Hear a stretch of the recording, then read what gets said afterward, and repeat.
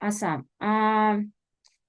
Shortly about me, yes, we raised almost 5 million. Techstars, New York and Berkeley SkyDeck alumni. I was doing 2 acceleration programs at the same time while being a solo founder. Do not recommend.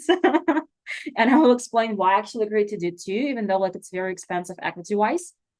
I won 5 international startup competitions globally, and like Seedstars like one of them. Forbes 30/30, though I feel like in recent times you're gonna have to apologize for this. Venture partner VC funds, and also like helping founders a lot. So how would I summarize my experience? Is it actually worth the equity to apply to acceleration programs? Let's be honest, it's very expensive. Like they invest in like a very low valuation, like they take a lot of equity, and not every acceleration program is the same. In my case, because it was 2 acceleration programs, it was definitely worth it, especially because Berkeley SkyDeck was on the West Coast. It's probably access to East Coast Venture Network. But overall, if you're going to look in like different acceleration programs, and if you're going to be making decision if it's actually worth participating, giving up so much equity, I would really encourage you to evaluate, first of all, Accelerators brand and network. Because there's like so many, like accelerators promise you help with the business, like help with the growth, help with the customers, help with the fundraising, but do not equally help you. Let's be realistic. And I do feel as like a serial startup founder, the most valuable assets you can get is access to investors, not just like while you are in the program, like when you graduate and you're raising follow-up rounds, do they actually help you? Do they do just like one demo day, but they actually, like helping and do like matchmaking, like they have a really good venture network, because access to investors and like really top funds, that's what gonna kind of like compensate for you giving up so much equity. Because if you can fundraise much bigger rounds, like from like better investors and a higher valuation later on, so like in 2, 3, 4 rounds, like the equity you're giving up at this early stage is kind of like gonna be like really compensated. Access to other successful founders, because again, founders network is the most you're gonna have. This is gonna be the source of, I don't know, like potential hires, M&As. It's gonna be the source of also, I don't know, like venture introductions, investor introductions, and sometimes access to mentors and clients. But overall, I would say there is a brand like YC, Techstars, I don't know, like Plug and Play, Techstars, and there is a network and primarily venture, because you can get mentors in many different ways. You can get advisors many different ways. You can get hires many different ways. It only makes sense for you to give up so much equity if it's going to be compensated with the fundraising help and the fundraising leverage. So that's coming back to like the next part of knowing your audience. Like, first of all, there was like really few really kind of like top acceleration programs. We all know YC, 500 Techstars, Berkeley SkyDeck, Alchemist. There's also Plug and Play, I forgot to put it. StarX is also like one of them. Maybe like less than 10. All the rest, they're still gonna invest in you on the same terms, but I would really encourage you to do very thorough due diligence and really make a decision for you, like, is actually worth it? Because only really a small number of programs, like really have the brand that is like worth, like giving up equity, and brand and network as well. Why I'm saying know your audience?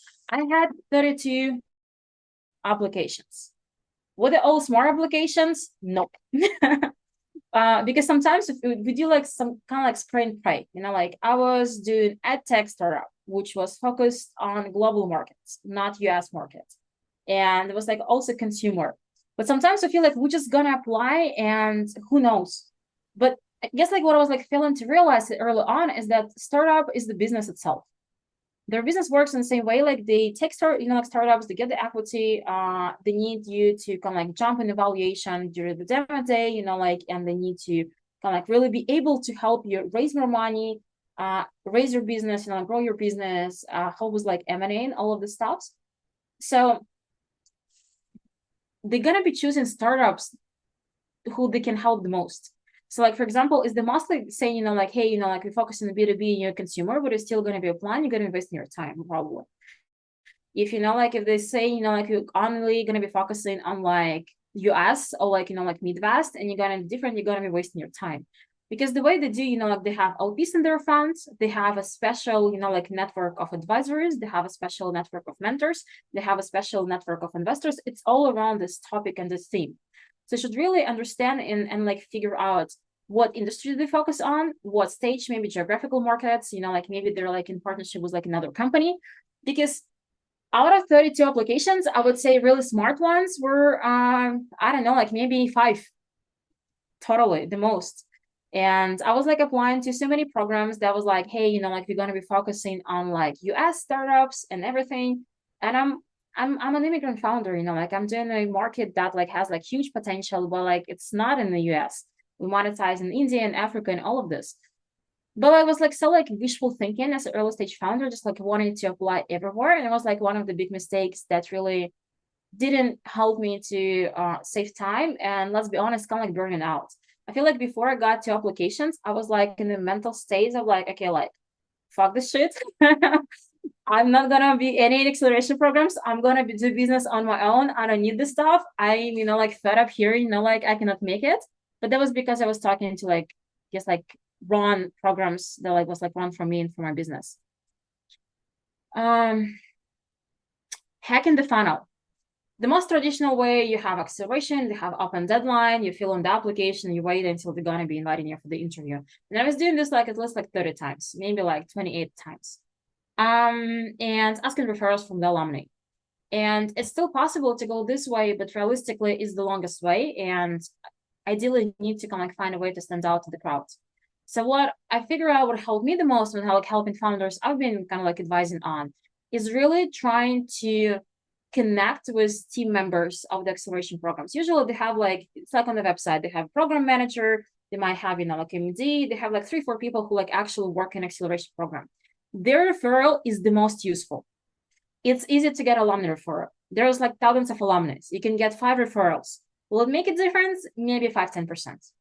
Team referral is the biggest asset. Try like 1-2 months in advance, get a warm intro on someone who works in acceleration program. I used to work in acceleration program because sometimes you just need one person who's gonna pick your application out of thousands of applications in pipeline. Just gonna put in the front like, okay, like look, let's look at this first. Like let's actually spend 5 minutes and not 15 seconds on this. So like the first one, try like find all the people who work on this program.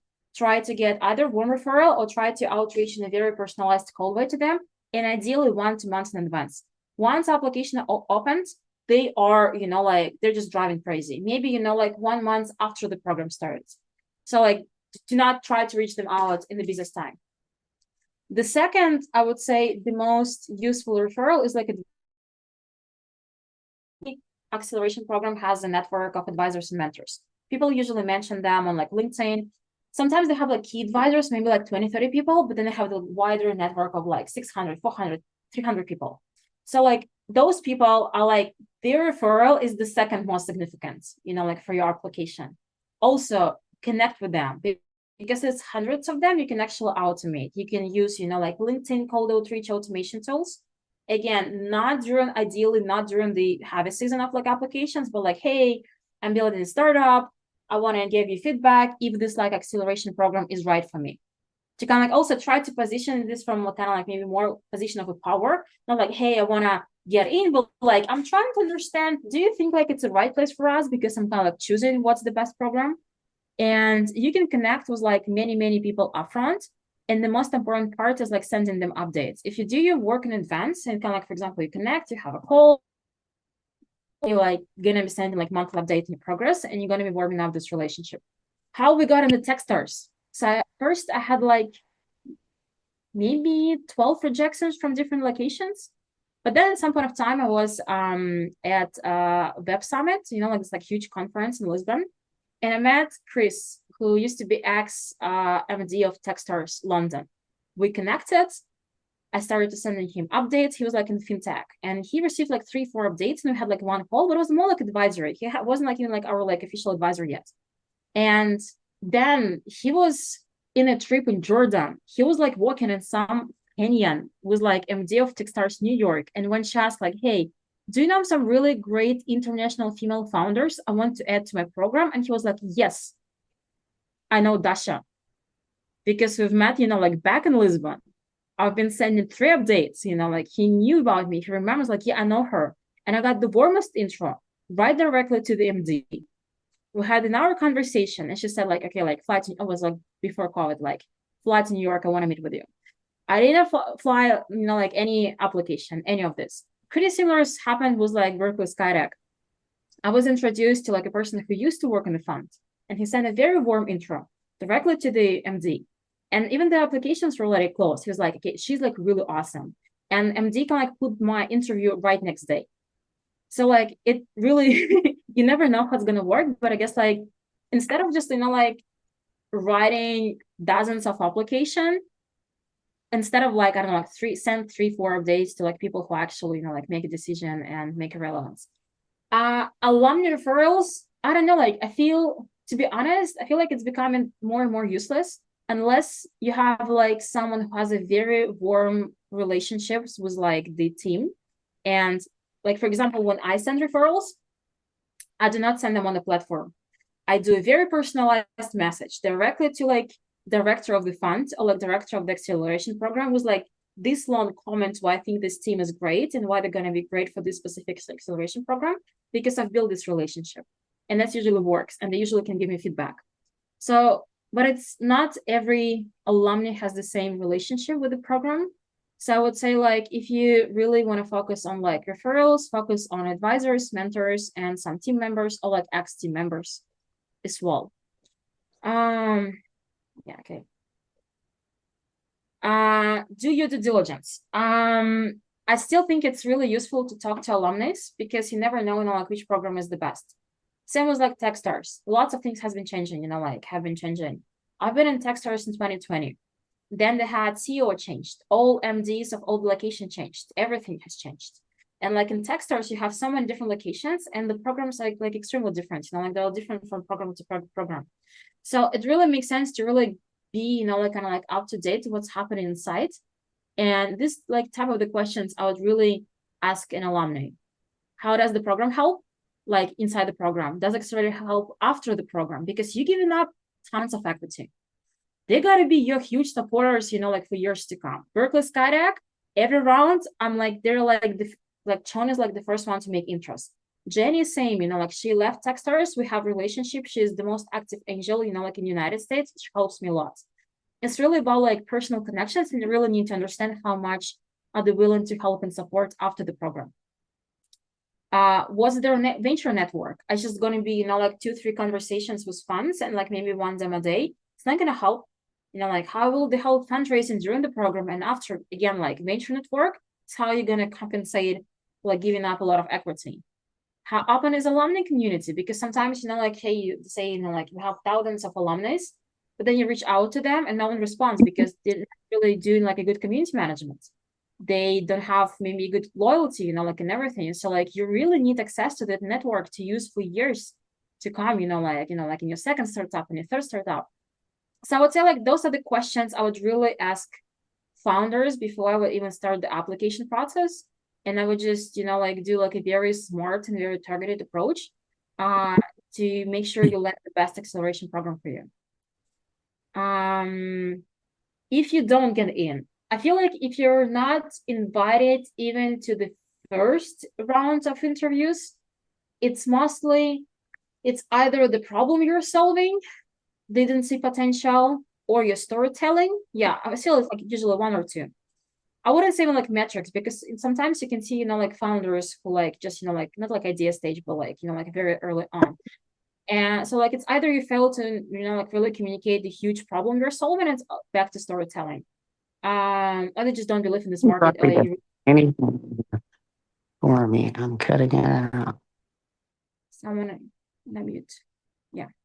Sorry, yeah, I'm going to have to mute people. So like, please make sure that you are muted, and please post questions in the chat. I'm keeping track of that. Thank you.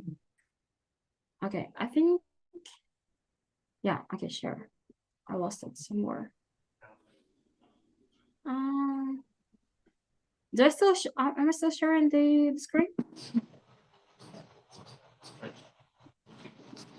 Anyway, so I would say if you're not invited on even like the first round of interviews, that's usually they don't really understand, or they don't believe in the problem you're solving, and you really fail to communicate the problem you're solving in a really transparent, easy, and like exciting this like way as well. If you're not selected on like second or like final round of interviews, sometimes it's not really maybe like about you, maybe like it was like someone better, like someone that can help the most. So one of the questions I really recommend, like being prepared and like really highlight in advance on like interviews if you're invited, is how you will use resources of acceleration program to grow like 3, 4, 5, 10 times. Why this acceleration program is the best ecosystem for you to do like exponential growth, and how you're going to utilize all those resources. Again, talk to alumni beforehand, like have your answer ready, because it's going to be like a very convincing part of your application and storytelling as well. But most importantly, I would just advise, if you're not selected, wait until the program has started, because before this, they're going to be super busy. Reach out to people with whom you had interview, ask them for like feedback, like maybe, like one-on-one call, or just like feedback, what to work on, and keep them updated. Updates is the most powerful tool to build relationship, to warm up, and it's going to drastically increase your chances to get into acceleration program the next time. Any person you talk to, advisors, mentors, keep them updated. Yeah, I would just actually say that was mostly it for the content part. But I'm happy to kind of like dive into the questions. Overall, I feel like if you really choose the right acceleration program, it's such a huge investment for like all the businesses you're gonna be building. That was like my story. It's not gonna be out. It doesn't automatically mean you're gonna have amazing experience, because you kind of like you have like all these like resources, and you need to find a way how to use them in the most efficient way. So you need to kind of like really have the right strategy, like how to participate. But again, like talking to alumni, I feel like that's the best way as well to kind of like do the diligence and prepare for the participation. Yeah. Okay. Right. Yeah, we have Questions. a couple of questions, and feel free to add more questions. I also have a couple on my end that I kind of want to start a discussion, but let's start with the first question. Somebody asked, when is the right time to apply to an accelerator? Well, I would say like you have like official application, and they usually, I mean, like time for the startup. I would say like as early as possible. I started to apply for acceleration programs when we kind of like had like idea and the websites and kind of like the first traction. The reason why it was useful, because you kind of like applying to acceleration program was also kind of like giving the pace, and especially if you can get a feedback as early as possible, that's super useful. So like even if it's just going to be, wait, it's too early, but we think 1, 2, 3, 4, it's going to be huge feedback and kind of like structure for you to grow. So I don't know, like you have an idea, you have a team, start applying. Just don't do 15 applications, do like 2, 3. And again, like try to connect with people in advance. I feel like, because application itself is not going to provide you feedback, but like being able to talk to real people inside, that's really going to give you feedback. Yeah. Another question, can you be part of 2 accelerators at the same time? I mean, like there is no one prohibits you from this, like but except for mental health and physical health. That's kind of like, well, it's been hard. I feel like also How busy were you at that time? Oh my God, I had such a horrible burnout, like, because I just moved to States. My team was 11 hours behind me, like I was back in Europe.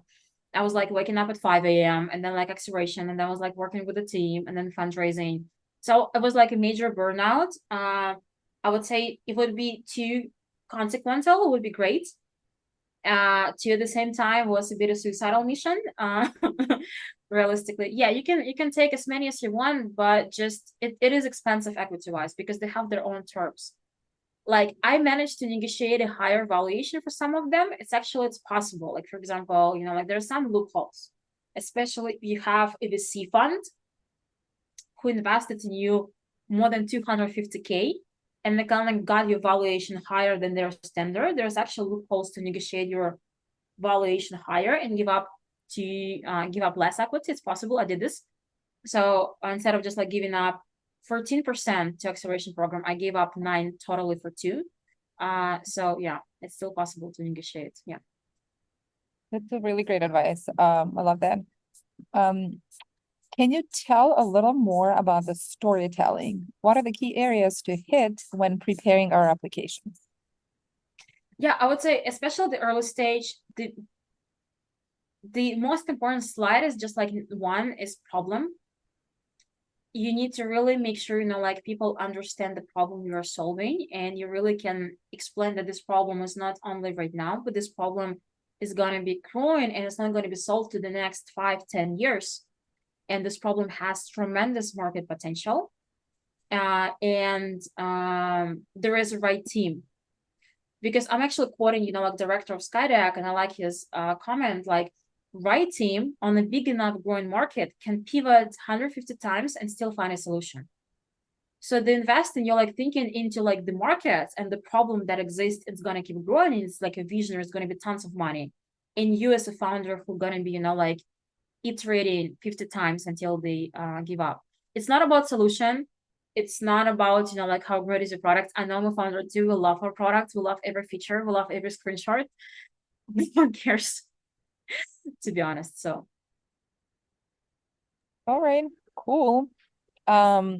Next one, any specific tips for the current A16Z speedrun round? From my experience and like founders I've talked to, like A16 that they really like something that can exponentially grow, especially for example when they invest in a consumer, like look at the Clubhouse and everything. So they like products, especially when they come in and they have resources and they have the PR, and you can do like, I don't know, like 10x. Do you have capability to do 10x? If you know, like A16 that is going to do like a lot of PR for you, how going to use it? So I would really emphasize, like I would look at the companies that invested in your domain recently, and you know, like why they invested, you know, like what's the market, and I would just like really prepare the kind of like points of how you would grow, you know, like 10x, not even 3x, like 10x with resources. So yeah, they really like to pick someone who can do like 10x in 1 month. So can you do this? Yeah. Great. I hope that answers the question. Okay, then another person says, Dasha, you mentioned that you met that guy at an event in Lisbon. What kind of an event was that, and what sort of events do you think are most worth attending? Yeah, it was Web Summit. It's a tech conference in Lisbon.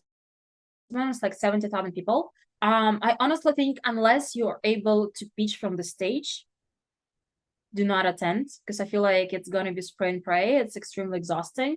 I would strongly encourage you to participate in as many pitching competitions, startup as possible, because people who usually in like in the panel and judges, those are the people who like advisors, thought leaders, you know, like ecosystem builders, you know, like venture builders. Those are the people who are going to be, you know, like really you can connect, you can ask for the feedback, even if you don't win, and then they can, you know, like make referrals and references to, you know, like acceleration programs and investors. So startup competitions, definitely. Speaking, pitching competition, yes. Just conferences, save time and money. It was one connection out of 4 weeks as 70,000 people. So it was a good connection, but still, yeah, lots of work. It's huge. All right, great advice.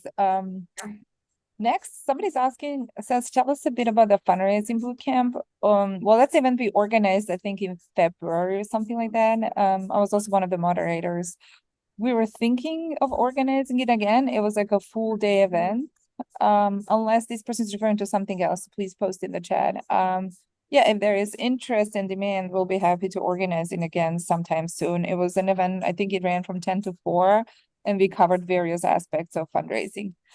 So I'm going to move to the next one. Somebody says, I'm a solo founder, and I like it. I'm a solo founder too. But the odds are low. What can we do about it? So, and then another person, similarly, any tips specifically for solo founders applying for accelerators? Yeah, I feel like the reason in my case being solo founder was never kind of like a huge issue, because what I feel like investors are looking at, are you just like solo founder for now, and you know, like kind of like you're going started and you're open for the feedback, you can talk to people, you're manageable, you're coachable, you're open for the partnership, It just happened that you started, like this way, and they can help you if it's needed to find a co-founder. But if you're solo founder because you like to be in control, you don't like to listen to the advice, you don't like cooperation, people don't want to work with you, that's a huge red flag, and that's why, there's a huge part of like resilience and kind of like, like balancing of power, and it makes sense because, like when the crisis hit, like, and being solo founder for me was like extremely challenging. But if you're solo founder right now, we just really emphasize on like how you are cooperative, open to the feedback, that you have advisor network. I had like a huge advisor network, and you're open to write co-founder in the future if you really are. Because there's like one guy, I really did a warm referral, like I asked for like another alumni to do like warm referral. He got to the final stage. He was solo founder, and like asked like, hey, like, why are you solo founder? And he's like, well, I don't want to listen to anyone, and I just want to be the only person who is to grow. And I was like pretty much killed. So, like there's like many different reasons how to be a solo founder. Just, like show them that you're open and you're coachable. Nice. So back to the fundraising bootcamp question. I'm sorry. This person is referring to the organization, the fundraising bootcamp that you are leading. They saw it on your LinkedIn. Can you talk a little bit more about that accelerator? Yeah, it's we kind of been building it for the past couple of years, like 1 or 2 years. This kind of like mini acceleration program for like international founders, how to raise money in states, and kind of like really covering all these topics. Right now repackaging all of this, and we had part of the content and coaching, but we also had weekly mastermind with like weekly feedback on like yeah, on everything. I'm gonna be doing an announcement maybe like later when I'm gonna be launching this. So we're right now kind of like preparing the program for the next one. Yeah. Okay, cool. So just keep an eye on the chats. I guess wherever you guys found out about this workshop, should be sharing it there too. Awesome. Next, sorry, just want to make sure. Okay, somebody says, I'm not sure if you covered this already, but what are the slides that are most important on a 3-minute versus a 10-minute pitch deck? At different accelerators, we need to do different types of decks. Wondering what you found was the magic formula given your success with accelerators. Yeah. Well, to be honest, whenever I was like asked to do 8-minute pitch, I still did 3-minute pitch, and because honestly, I don't feel people can really be focused for like more than 3 minutes, especially right now with like, I don't know, like social media, like attention span was like 1 minute and 2 minutes. Sometimes I was doing like 5 minutes pitch, and we would be like leaving the time for the Q&A and answers, so it'd make it shorter. But if you kind of like have to do like a longer one, I would do problem. That's the most important one. Problem, team, market, and maybe traction. If you have to do 10 minutes, I would just maybe do, I would either, like spend more time on the problem, kind of like walking through like persona, like a case study, so that everyone can really understand it, and maybe like do, like a small product demo, walking how you're going to solve the problem. That's where I would focus on in those pitches. Yeah.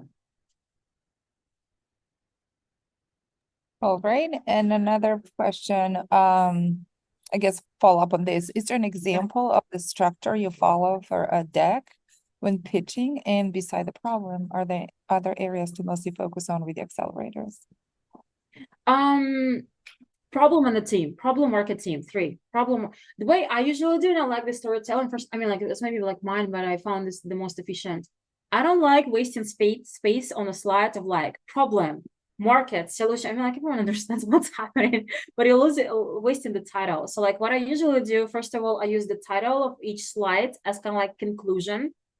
So like, like, hey, like the great team building, blah, blah, blah, like unique solution. Still kind of like McKinsey style, when if you're going to read only titles of the slides, you're going to have a complete story. And because investors, they look through like 2,000 decks.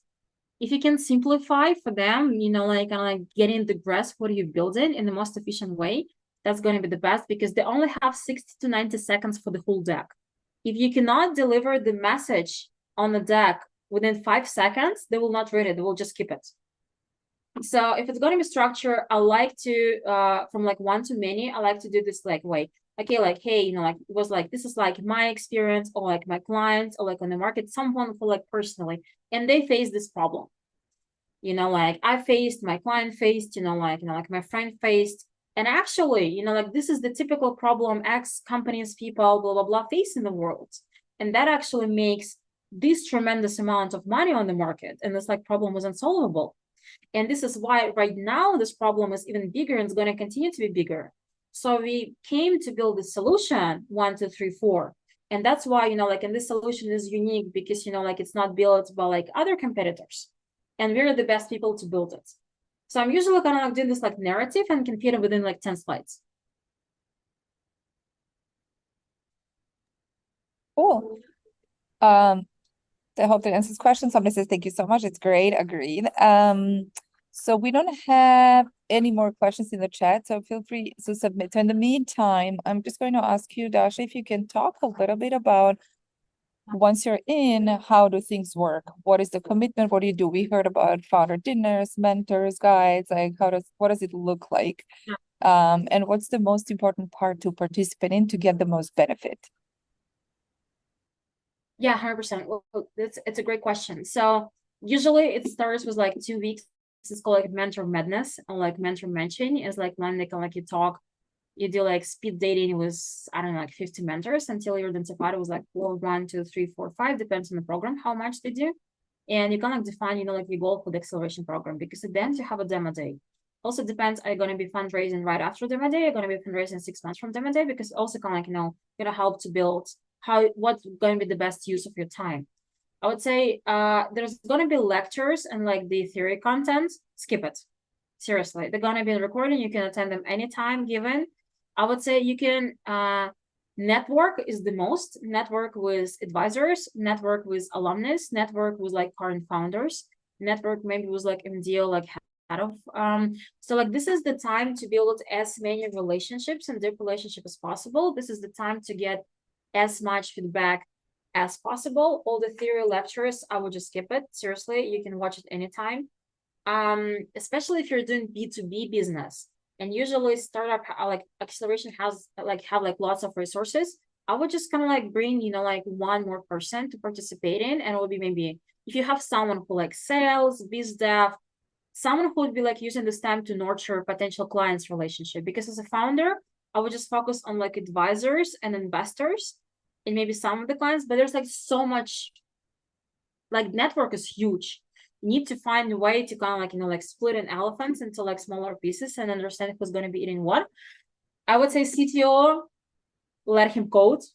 There's nothing to do. It's all about business. Maybe like some events, like something, like some feedback sessions. But yeah, feedback and networking as much as possible, not theories. And bring as many business people as you can. Let them in. Let them also kind of like scribe and build network with you.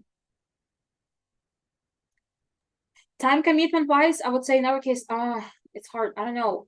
We had maybe 5, 6 hours of like some events, maybe sometimes 8 hours of events per week. But the biggest like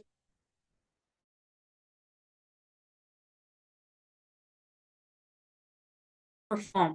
And then like we show our own dashboard in front of like all the cohorts, and we're showing them like green and red. Have we hit the goal?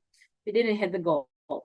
And it's really time to kind of like really work. And I think like why our experience was so useful, because we really built the process for like very fast hypothesis testing. So I've been able to kind of talk to as many mentors as possible and simultaneously test 5, 7, 8 hypotheses and get as much, like on-time feedback and as much progress as possible. So if you can build this efficient process and kind of like growth hacking process, that's going to be really useful. Yeah. Awesome, thank you. We have another question. Any tips for founders that are B2C when applying? It feels like a lot of accelerators are focused on B2B. I'm consumer. I know the pain. I feel you. It is a huge. However, I would say right now, lots of acceleration program actually start to highlight, the consumer market as well. I feel like right now with the consumer, what's important, like first, defensibility and how the problem is going to continue to live and why it's not going to be, like wiped out with the next release of OpenAI, especially if like something AI driven. That's first. Second, for the consumer, it's really about go-to-market and how you can build a network effect. Because what they like about B2B, get the clients, like they're going to continue charging. With consumer, there's like lots of acquisition and retention. So if you really have a hack of like building community, having organic growth, actually creating stickiness and network effect for your consumer, like a business, that's what actually makes a huge difference. Like having a larger lifetime and having stickiness, yes, retention and organic growth. I would just really focus on like this aspect and kind of like go-to-market aspect here. Awesome, thank you. Any suggestions on how to evaluate if the accelerator has a diverse group of founders? Always a good question. I found a few programs using ChatGPT based on my company's market and social impact, but the accelerators do not seem to have any women on their management team.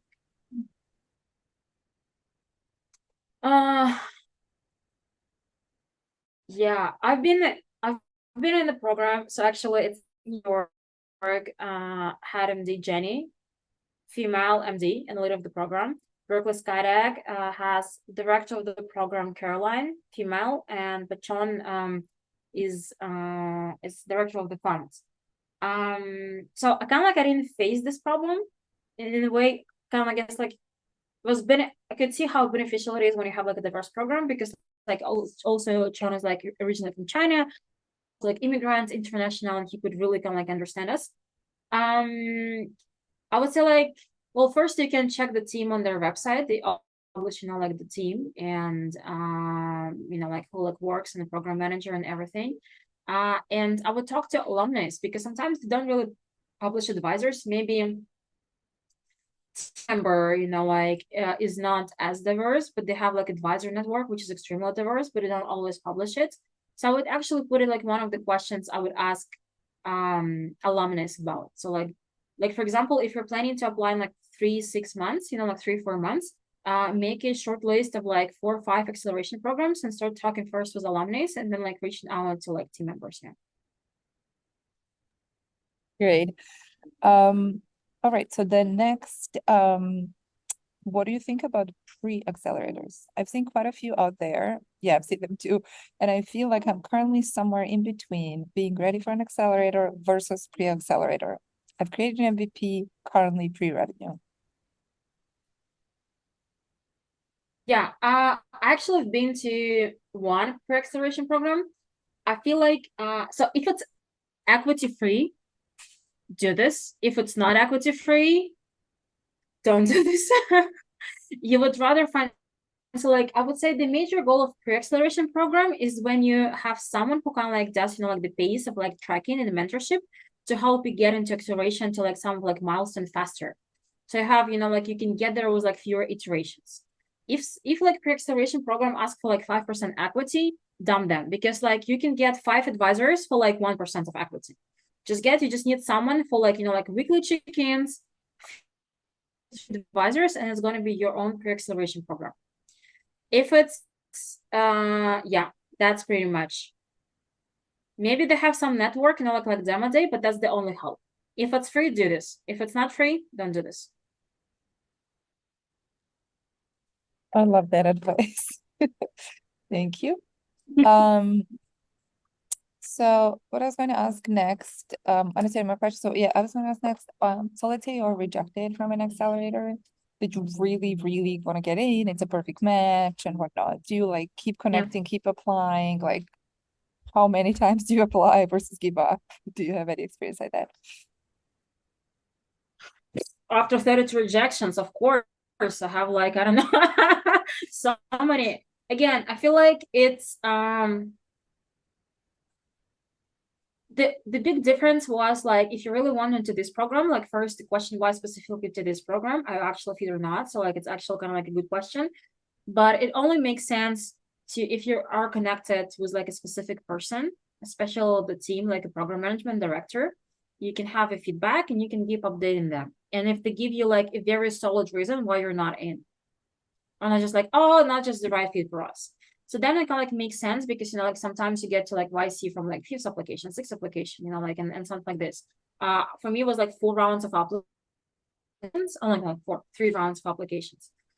But if it's just applying to like emptiness and like filling in the form and getting automatic rejections without actual qualitative feedback, and you just like blindly trying to do something next time, I feel like it's kind of like a waste of your time, to be honest. you need to get data why. You need to have an answer or like at least some data, something to improve on. Great, thank you. Another thing I wanted to ask you is accelerator versus going down the path of angel investors, because angel investors can also introduce you to their network, help you out and whatnot. Like, do you have experience with both, or have you maybe heard like, would an angel investor with a really good network potentially replace an accelerator, or do people sometimes do both? Like, what's your thoughts? It's a good question.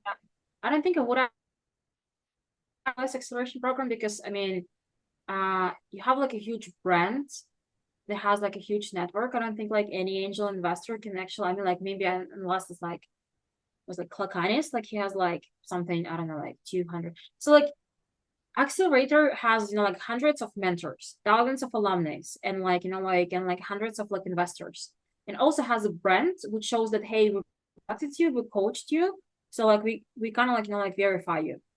Angels, I had angels. They're like really awesome. They can really help. They can really stay in touch. They can be sometimes very operational, but it doesn't replace, you know, like access to such a huge network as accelerators do. So I would just say, you know, like it's one plus another. Awesome. If there are no any more questions, do you want to share some closing thoughts? Okay, there's one more. Any difference you're aware of between the US and European accelerators? I'm a huge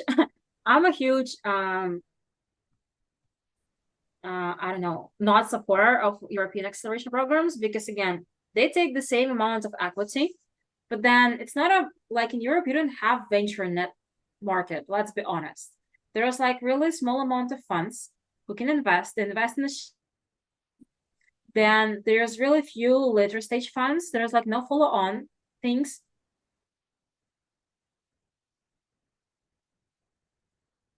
Of equity without this like compensation, you know, like for their own. And so you don't European acceleration program are gonna give you access to like European network, which is like teeny tiny. So like if you want to have access to European, like here like angels would come in. Go to like still like US acceleration program, but get European angels. We can help with like some clients and like some of the networks. That would be the best. Awesome. Thank you so much. Yeah, so do you have any closing thoughts, any tips, encouragement before we wrap up the workshop? There's like last question now, or maybe there's a comment. You know, if I you think need to it's okay, profitable popped up. Mm-hmm. Yeah, that's very much European. Yeah. It's like it's European venture market is like, I don't know, it's like private equity or like traditional business. So like it's like Wild West there. Yeah, I would say any final tips. It's a really great opportunity, and I feel like it's really about working smart, hard. If you're gonna really make a list of like 5 acceleration programs, there's actually gonna be only maybe 15, 20 people you really want to connect with. And with like the huge, you know, like support of the network, you know, like support of this community, you can really, you know, like get warm introduction to like those people in advance. And if you start to do this like in advance, because you have like 24 hours before application deadline closes to Berkeley SkyDeck, I receive at least 15 requests to review the application from people. So like it's like, come on. I've been there too, but like let's do this like make it in advance. I mean, like you can reach out to me as well, you know, like, and I'm happy to connect, you know, like whenever I can. But yeah, just like make a very smart strategy and connect with like 20, 25 people and make the most of it and choose acceleration as well. Because it's also going to help you to show that you're not just desperate like applying anywhere. You know, you're a great founder building a great product, you're going to be successful, and you're actually choosing the right partner for you. Awesome. Yeah. Thank you. We have one more question. Do you have founders who are service-based startups? Well, I mean, I want to ask, like, is like service-based business or like a startup? Can like something that is like service-based be, you know, like defined as a startup? Because I feel like there's like really few red flag words for like in the venture. One is service. Oh, So interesting. suppose like someone like once you say, you know, like we provide a service, and it's like because service associates it's not scalable, it's human based, it can grow fast. So like once you say, you know, like it's there's like few things, you know, like direct sales. Oh my god, it's like it's or like paid ads, not scalable. Everyone just, you know, like they just black out. So I don't know, like service. So like maybe it's just a bit different if you can tell something about the product itself, because like if it's something like consulting or like people related service and it's something that cannot scale, it's questionable. Because I feel like right now the benchmark for scale also increased. With AI previously, you know, like if you grow 3 times year over year, was like you like a venture startup. Right now you have like so many examples when people like companies can grow, you know, like from like 0 ARR to like 100 million ARR within like 1 year. Yeah. So like now it's like yeah. Am I able to comment? Hi, this is Cynthia, and I just wondered, it was my question. I run a company called Rethink Consulting. We do AI strategy consulting, but we also building a product. So in the meantime, like we do more consulting, but we are building a product. So I was interested to find out because I also offer. Okay, now I get it. So Yeah. we kind of had a similar path with my first startup when we first had a consulting business, but then started to build the product.